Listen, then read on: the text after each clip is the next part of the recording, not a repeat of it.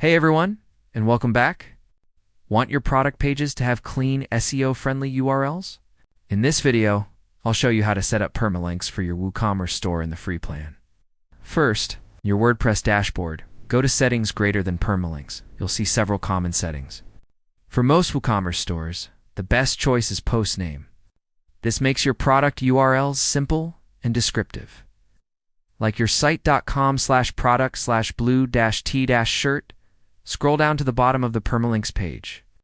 Here, you'll see optional settings for product category base and product tag base. By default, these are set to product category and product tag. You can leave them as is, or you can customize them.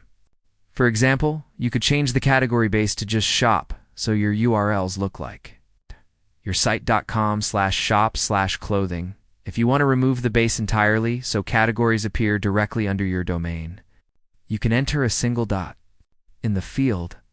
But be cautious, as this can sometimes cause conflicts. After making your changes, click Save Changes at the bottom finally. Go to one of your product pages to make sure the new URL structure is working correctly, and that's it. You've just optimized your store's URLs to be better for both customers and search engines. If you change your permalink structure, let me know what you chose in the comments. See you in the next one.